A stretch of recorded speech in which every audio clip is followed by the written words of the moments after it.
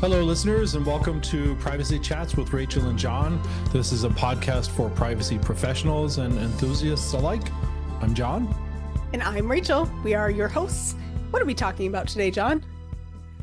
I would like to talk about China today for this episode, Rachel. I think I would too. It would be an interesting one. There's definitely a lot going on in the privacy space regarding China, but what inspired this in particular? Well, recently I purchased a device on Amazon. This is a little bit gross. It was a small camera that's used to help you look inside your ear, to help you, make sure that you're effectively cleaning them out. A bit gross for sure, but what does that have to do with China? Well, as with many consumer products, this device was manufactured in China, so no surprise there. But I was surprised to learn that when I was, unpackaging this and getting it ready to use, the device operated by sending a video images through Bluetooth to an app on my phone. I think I know where you're going with this. Tell me more. Yeah. So, I was skeptical. So I did a quick Google search and found a 2023 article. It was from cybernews.com, and it was titled, "These camera apps with billions of downloads might be stealing your data and infecting you with malware." Oh, it doesn't get much clearer than that. Agreed. So, and now to be fair, the article itself didn't specifically mention the device that I had purchased, the one that inspired me to do the search, or the app that I wanted me to download. But so here's a quote from the article. It said, "In the background, you're not expecting these apps to scrape and sell your data, plague you with nonstop malicious ads, redirect you to phishing websites, or even spy on you." Well, does the article make a direct connection to China? It did. So the article very specifically said, this is a quote from the article. It said, "3 app developers are also apparently guilty of trying to hide their connection. They seem to be separate developers with separate apps, but we discovered that they're likely run by the same group in China." Yeah, I guess considering China's more state-driven regulatory model and how it's deployed technology to really maintain some of the most advanced surveillance technology in the world, this doesn't really come as a surprise, I guess, but it is worrisome that this tech is still available in the US market considering the potential risks. But what else does the article say? What can you say to that? So the article offered, I'll give her a summary of findings, and included things like it said that more than half of the apps are based in Hong Kong or China. One app doesn't ask for permission to use your camera, but it turns the camera on anyway without your permission. The top ranked app developer, MeToo, with more than 300 million installs, had apps identified as malware, violating Google's ad policies, or secretly collecting data. The summary goes on and on. So I'll just kind of go down to the bottom one. It says that while only a few permissions are required for the app to function, one app included a whopping 40 total permissions. That is alarming for sure. And clearly the advice here is to stay away from these apps, but I suspect that there's more to cover here, and this is just the surface. Yeah, lots more to cover. This was just kind of what inspired me to do an episode on China. That was just kind of scratching the surface right there. Yeah. So where did your research start, and where did it take you? I started with the Cybersecurity and Infrastructure Security Agency. We'll call it CISA for short for the rest of this. And I started with them because I've really come to value them and the work that they do, at least the work that I can see. I know there's a lot of stuff that's behind the scenes that they're not going to be able to tell us about. But since I'm mentioning CISA, I just want to take a moment to offer a shout out to Jen Easterly. She led the agency since 2021, but was recently asked to step down by the Trump administration. So shout out to her. Hey, I mean, I agree and on the CISA part, and kudos to Jen. Thank you for your service. We'll definitely add some links to her work in the description from your research, John. But what did you find through that in reading with CISA? On one of their websites, there was a quote that's published. This quote was specifically from the Office of the Director of National Intelligence's 2024 Annual Threat Assessment. So I think that's kind of authoritative. So the very specific quote was, it said that China remains the most active and persistent cyber threat to U.S. government, private sector, and critical infrastructure networks. If Beijing believed that a major conflict with the United States were imminent, it would consider aggressive cyber operations against U.S. critical infrastructure and military assets. Such a strike would be designed to deter U.S. military action by impeding U.S. decision making, inducing societal panic, and interfering with the deployment of U.S. forces. Shoot, well, it's alarming to see that these issues only seem to have escalated in recent years. How worried should we be today? I think that we should be more concerned than the average American currently is. Yeah, it kind of reminds me of a term you've previously used, social apathy. You're assuming that applies here as well, right? It does. There's a tendency, I think, for people to ignore privacy concerns because of an immediate gratification that they're seeking. And a clear example of that is the warnings about TikTok from like two different administrations. It started off with Trump during his first term, and then Biden kind of picked that up and kept running with it, saying that TikTok was a threat. But millions and millions of people continued to use it anyway, simply because they wanted their fix of short content videos. Yeah, and I mean, my network, I can see it first foremost. Just it's a very popular app amongst my generation, right? So I'm not remiss by that fact for sure. And my understanding is that there are still efforts underway to have it maybe purchased by a U.S. company or I guess person. Yeah, that's my understanding too. So Trump signaled an intent to engage in negotiations to find a buyer or facilitate some kind of a partnership. And if that happens, it would remove the Chinese influence, to take away that particular risk. So we'll have to see what happens there. Got it. What does CISA have to say here specifically? So one of the things that I really value about CISA is that they release very timely and pertinent advisories. I think that everyone working in the cybersecurity field should be reviewing these advisories on a constant basis as soon as they come out. There's also interesting things that are relevant to privacy. So don't think of it as just a cybersecurity thing. I know there's a lot of overlap between cybersecurity and privacy. So there's a bit of both there.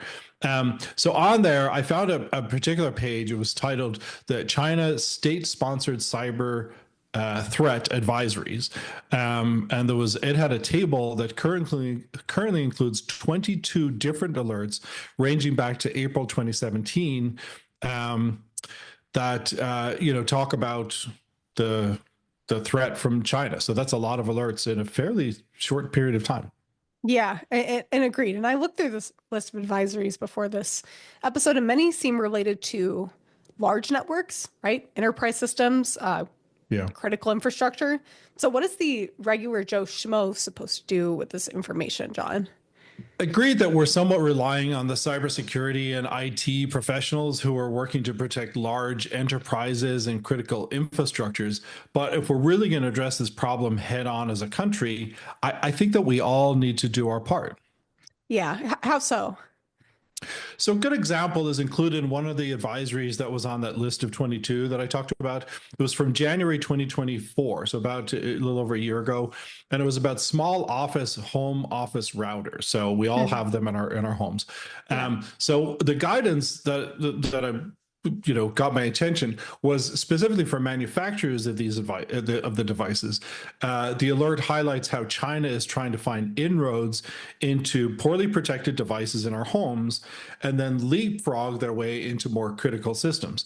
And there was a quote from the advisory. It said that CISA and the FBI, so together, created this guidance based on recent and ongoing activity targeting small home office routers by malicious threat actors, particularly the People's Republic of China sponsored Volt Typhoon Group.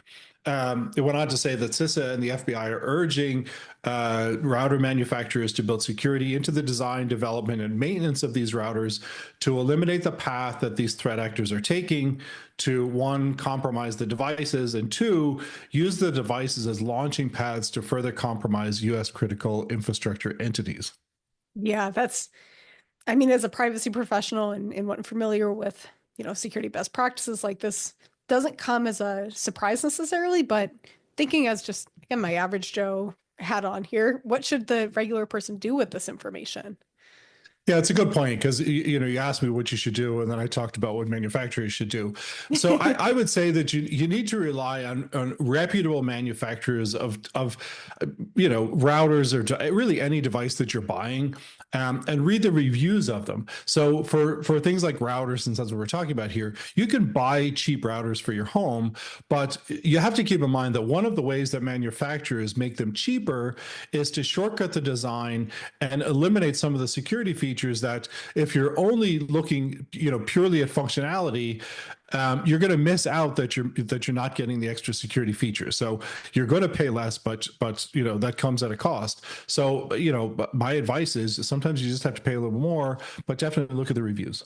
Yeah, kind of like you did with your equipment for your ear, right? Exactly right. I returned it. I didn't use it. Yeah.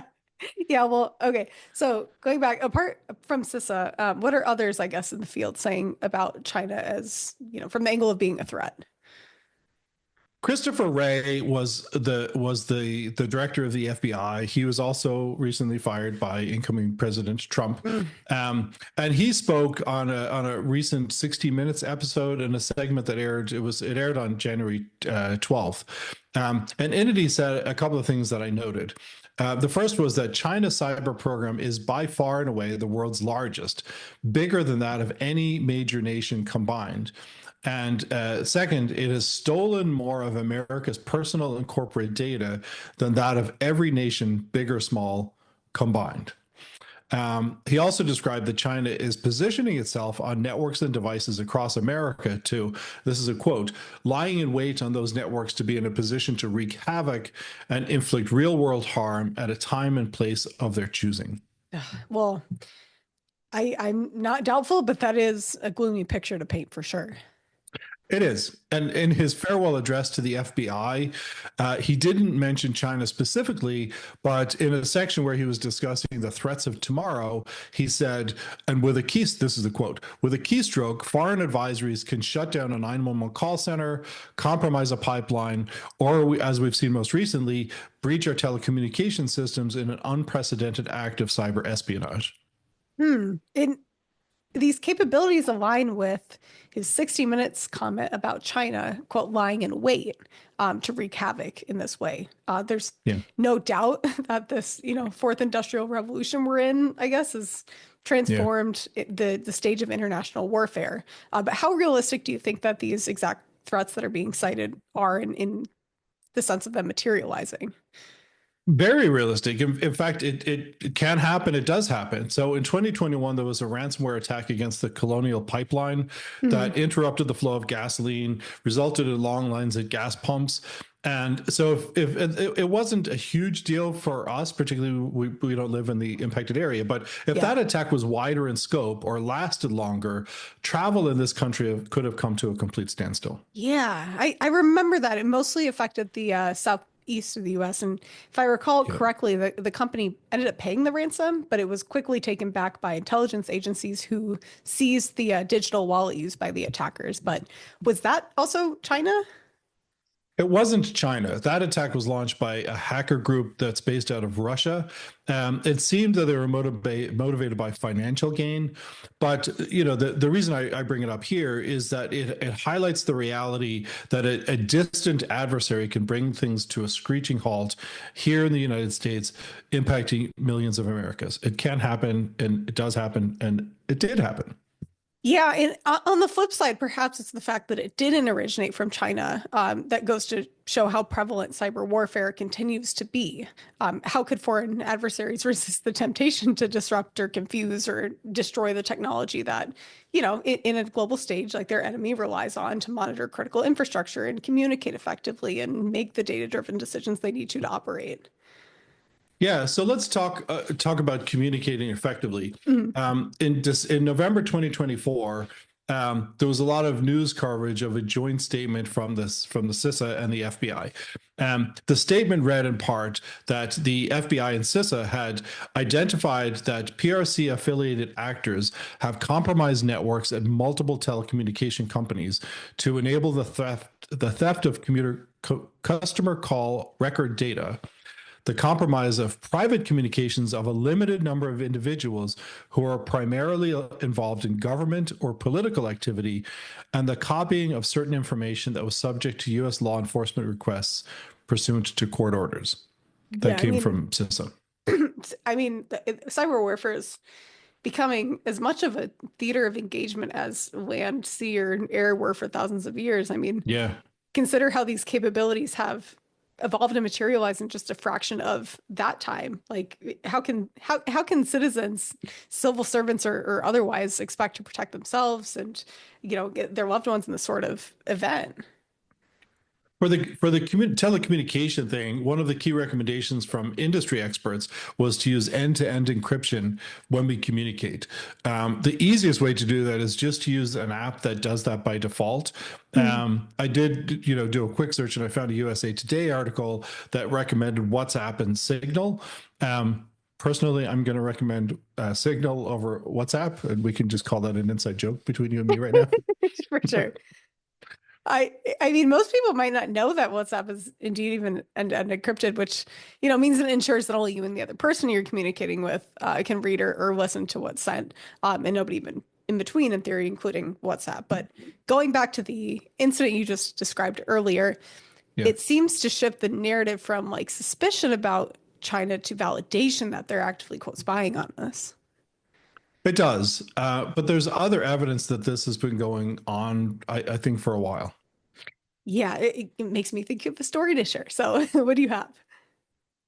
So I was discussing this topic with somebody, a colleague, Connor Burke. He works in the privacy space also, and he recalled reading a New York Times article about students in higher education institutions being recruited to exfiltrate data from American companies to China. So Connor, we had a little conversation, and he followed up and sent me the article. It was published in March 2023. The title of the article was "The Daring Ruse That Exposed China's Campaign to Steal America's Secrets." That sounds ominous, like it came out of a spy movie already. But what was the summary of what happened here? The article started out telling a story about a Chinese national, one particular guy who moved to the US in 2003 for graduate school in structural engineering. Following his studies, he obtained a job with GE in a research role, and then later moved into another role with GE Aviation.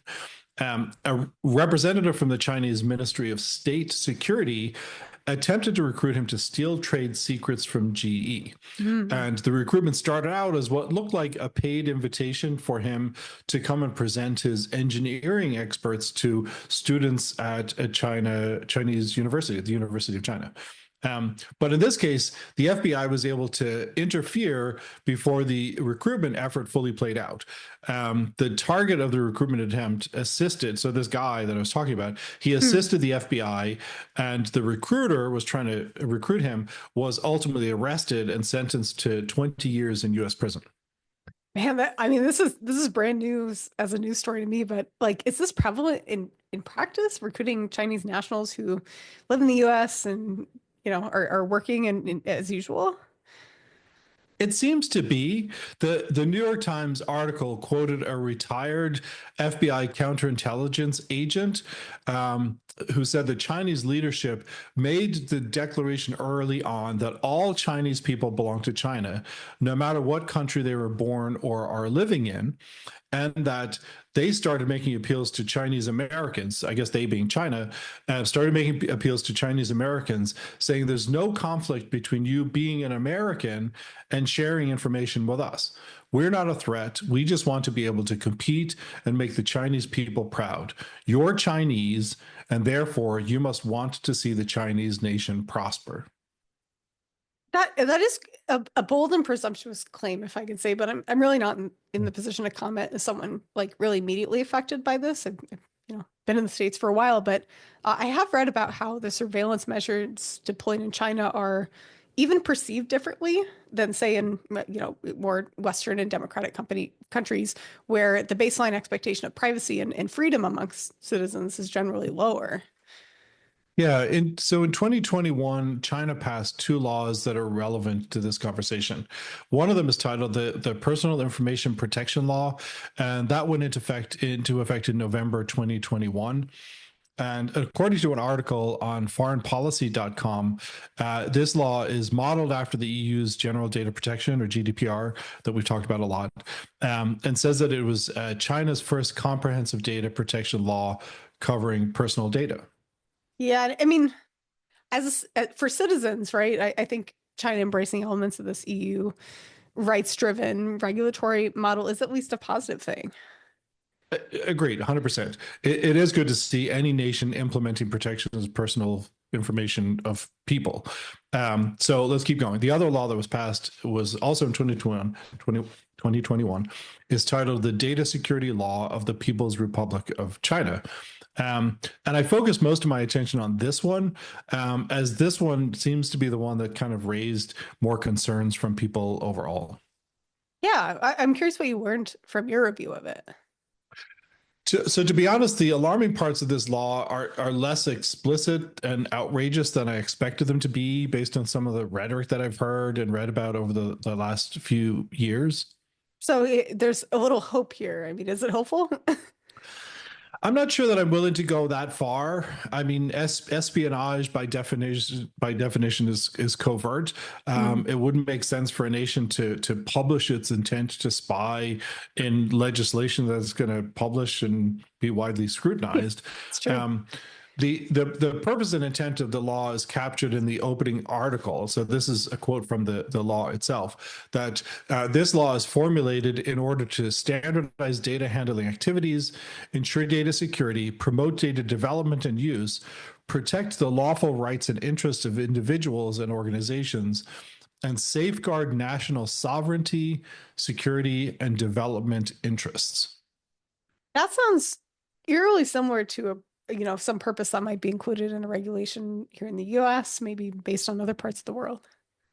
Agreed. So here's some of the articles that caught my attention. So Article 28 says that the conduct of data handling activities and research and development of new data technologies shall be beneficial to promoting economic and social development, enhance the people's well-being, and conform to social morals and ethics.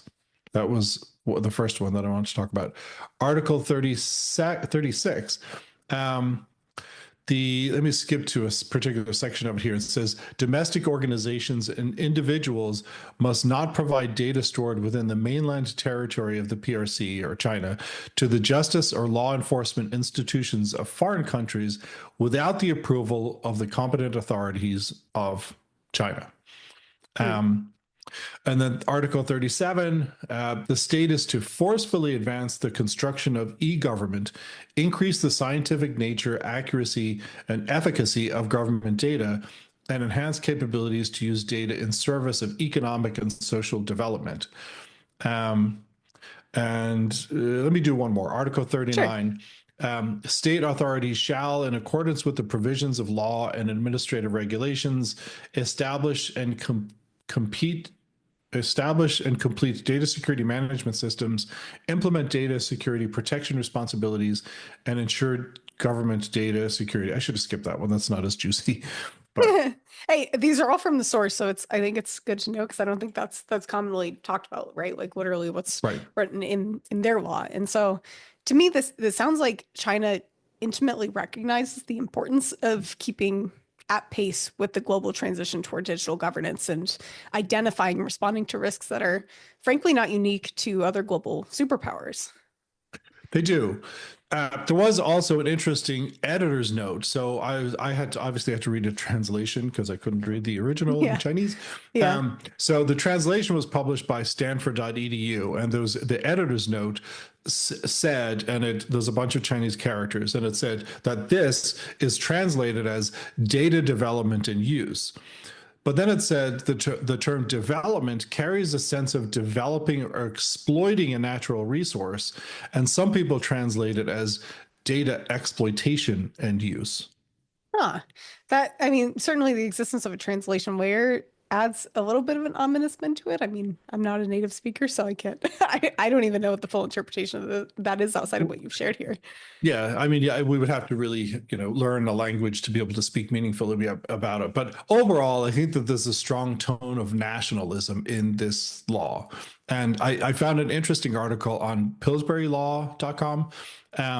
So this firm depicts itself as an international law firm with a particular focus on technology and life sciences, energy, financial, and real estate and construction sectors. So the article, which is published in August 2021, has a section that addresses the scope of application and extraterritorial effect regarding this law.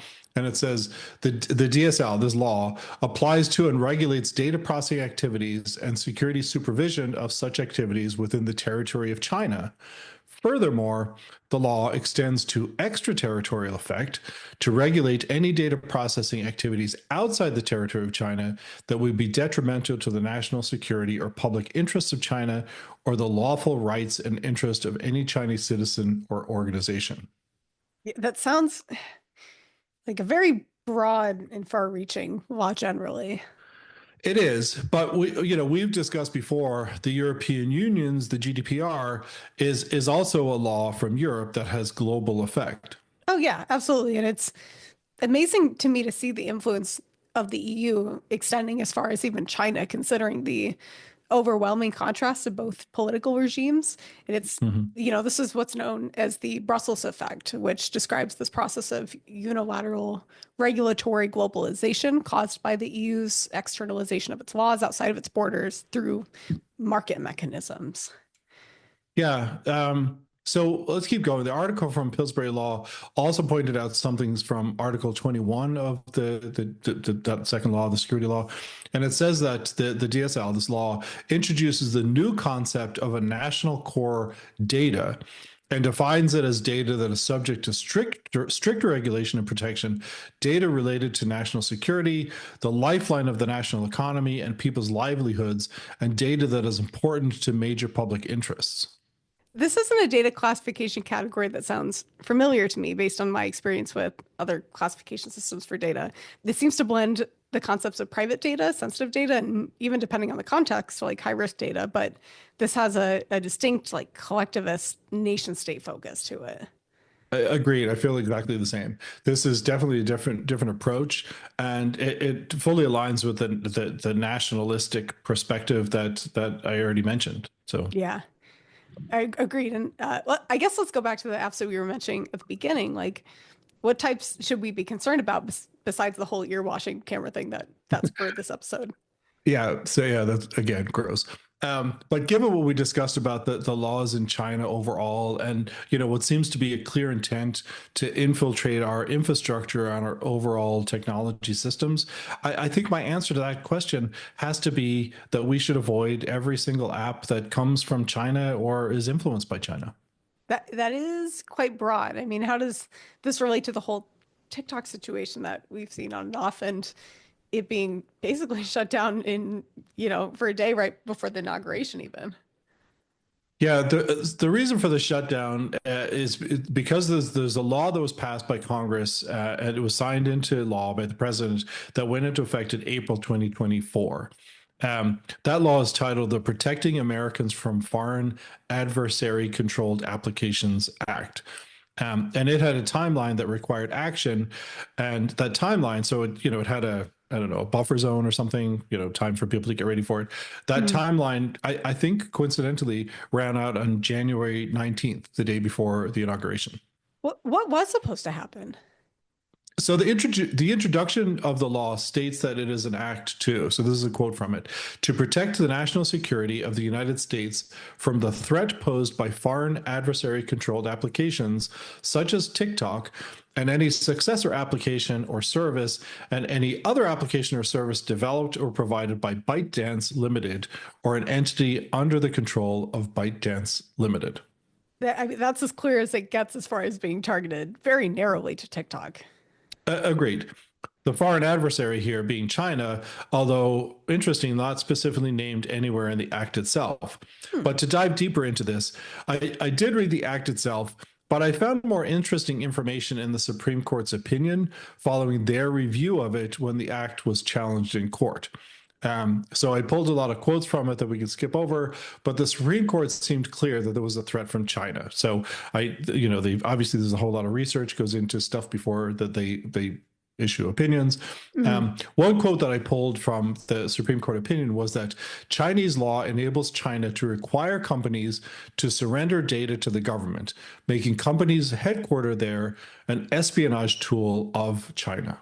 That is alarming language, but if the findings are about China and its laws and practices, then why was the law here in the United States so narrowly focused? I really don't know. Maybe the perception was that if they go after the most widely used app that came from Mhm. China, it would be a huge win. But I think that they or we as a country missed an opportunity to give to provide a broader coverage of apps that are proven to be risk to U.S. users. Like Yeah, do more. especially, I mean, on the principle too, right? Like, if it's not limited to a single app, then why are we only Right. targeting it? But what about Europe? They often seem to be really in the front lines of privacy protection. They seem to be also taking a pretty narrow focus, at least for now. I read a Euronews article which stated so this is a quote also: the European Parliament, the European Commission, and the EU Council, so those are the three top EU bodies, have all banned TikTok on staff devices, citing cybersecurity concerns.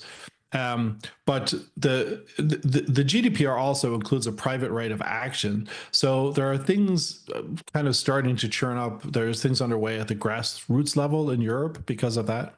Yeah, the grassroots level thing makes me wonder what EU political advocacy groups are saying about all of this.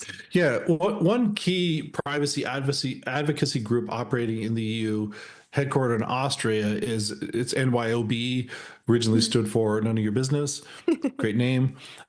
So on January 16th, they announced that they had filed GDPR complaints against 6 different China-based companies for unlawful data transfers to China. And the notice that they published indicates that 4 of these companies openly admit to sending Europeans' personal data to China. The other 2 say that they transfer data to undisclosed third countries.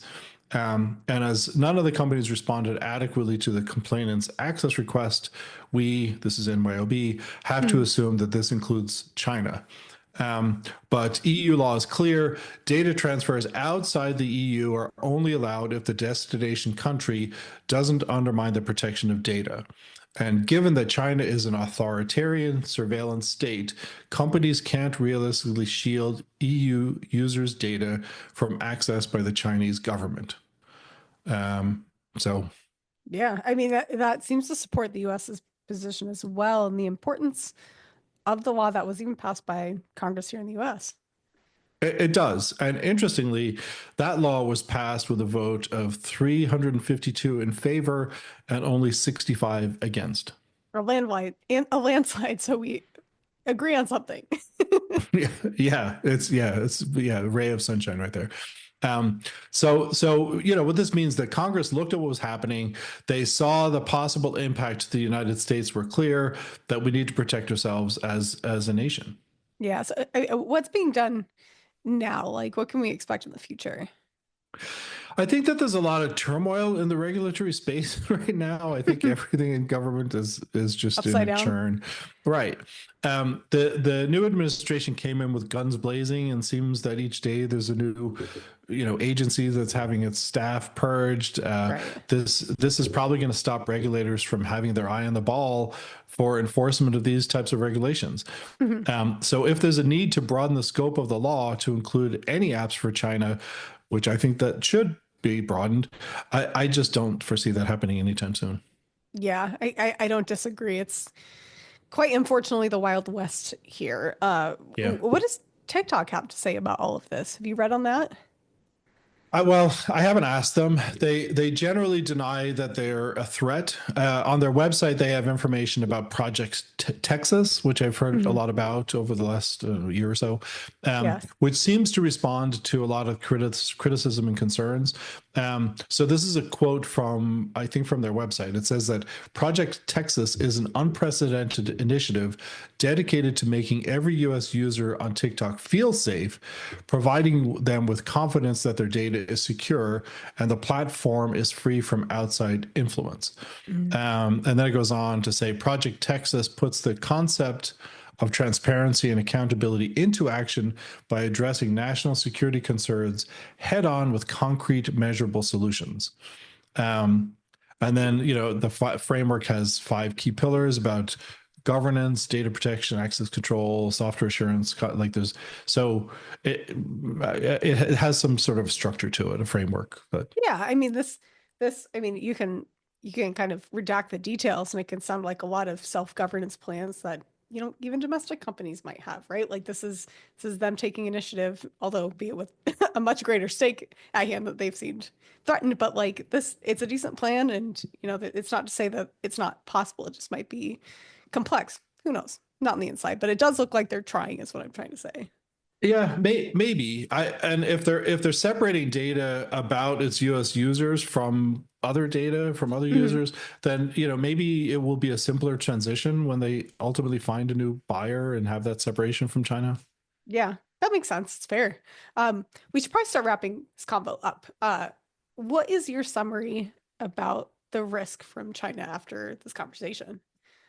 The risk seems very real to me. In fact, I'll go further and say the risk is real. It's not wise to ignore the collective intelligence of experts in the field across multiple agencies who are in agreement with each other. China is spying on us. They are stealing our data, our trade secrets, and they're infiltrating our critical infrastructure. I'll say that as fact because I believe those agencies. I don't know what they're preparing for, but I would rather that they not have this advantage. Yeah, agreed. What should we do about it from your perspective? I keep asking that question.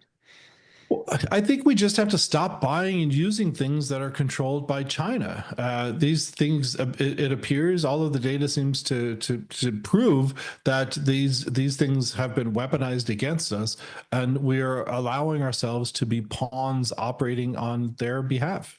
Yeah, especially as every manufactured item becomes more internet equipped and connected, and as chips get smaller and smaller for more complex tasks. This really just goes back to the societal apathy that we mentioned earlier. It does. People are so focused on what they want to do that they ignore the signs about what they should do or should not do. Data is a major weapon in any nation's war chest, and we are giving ours away to a significant adversary, and they are either using it against us or definitely preparing to use it against us. Yeah, free or at a very low cost. And I can see how hard it would be for people to give up the things that they like to use and already regularly or habitually using. It would be hard, but they should try. I returned my ear camera. Nice. Well, outside of being like John, what other advice do you have? I think we need to pay closer attention to the risks. When security agencies warn us about things, we should listen. We should take control of our own data and demand information about who has it and what it's being used for. It's really because we don't care about our data that countries, industries, companies, and adversaries can use it against us. Yes, but that's what we're here to advocate for. I guess caring about it again, right? Right. We're doing our part. Right. But in the spirit of buttoning this episode up, I will leave a slightly abbreviated disclaimer here on things that we should let our listeners know about. So before you go, the information shared through this episode is that of our own and not in any way affiliated with our employers or other organizations. And these episodes are produced on our own time and are based on our own research and professional opinions, which, John, you did a great job at spearheading the research on this one. Even as someone thinking they know a lot about the topic, there's more to discover. And I came out of this with way more knowledge than I started. So thank you. Well, good. You're welcome. Thanks, Rachel. And thanks everyone for listening. We'll see you next time. Until next time. Bye. Bye.